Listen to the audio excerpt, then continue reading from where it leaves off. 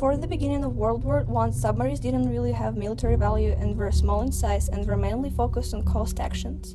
One of the most significant exceptions during that time was German boat from the Merchant class, which was called U-boat or Deutschland. Each one was 315 feet long and they had two big cargo compartments. These submarines could carry in about 700 tons of weight and had a speed from 12 to 13 knots, which is approximately equals 13.8 miles per hour. Then after torpedoes were introduced to the boat was called U-155, which by the end of the war was taking part in the fights. Normal submarines at those times could carry less than 100 tons and were 200 feet long. Some of the submarines were constructed the way that mine could be laid the way the enemy would not know, and German constructed 48 places for mines in addition to the torpedo tubes.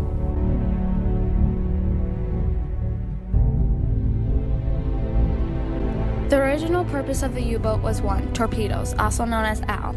U-boats were a weapon-based submerged.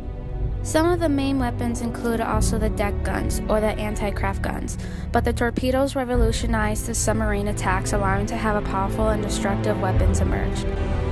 There was great elation in the German Navy, because for months they had had to fight with an arm tied behind their back against the American destroyers that were escorting British convoys across the Atlantic east and west. There were two types of torpedoes, the steam-powered versus the electrical-powered. It was a complex system showing real technological advances that were applied during World War I. To launch torpedoes, a whole mechanism was created so that it was powerful and precise. The pistol allowed the warhead to detonate. Also, there are restrictions. Because of its composition, torpedoes could perform much better in depths of 15 meters or less. A device was created to allow the captain to control this factor, the keep depth device. Of course, there was another important step to launch torpedoes: energy. A mechanism produced enough energy to power the detonation of using steam-powered or electrical-powered. This is a propulsion. After the detonation, the weapon left the U-boat at great speed. This speed without control was useless. It needed to be precise. Another mechanism was created to program ahead of time the direction of the torpedo after launch.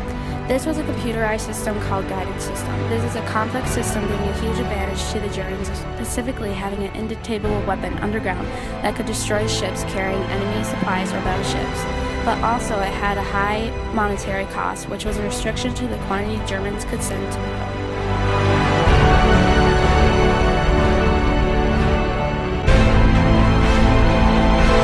There were two main groups, the Allies and the Central Powers. The Allies were France, Russia, Great Britain, and its colonies, such as Australia and New Zealand at first. Once the war started, Italy left the Central Powers, and in 1915 they signed an agreement with France and Britain to join the Allies. Later, Belgium joined the Allies also as a resistance attack from Germany to France through Belgium. Japan also joined the war by the petition of Britain in the side of the Allies for help against the German Imperial Navy. USA also joined the war in 1917 because of an attack of an U-boat to a British passenger ship called Lusitania, having 128 Americans in it. The Central Powers were made out of Germany, Austria, Hungary, and the Ottoman Empire, being less in number of countries but with huge amount of land and technology. New weapons, gas attacks, U-boats, and others contributed to the Central Powers to control the war in many latitudes.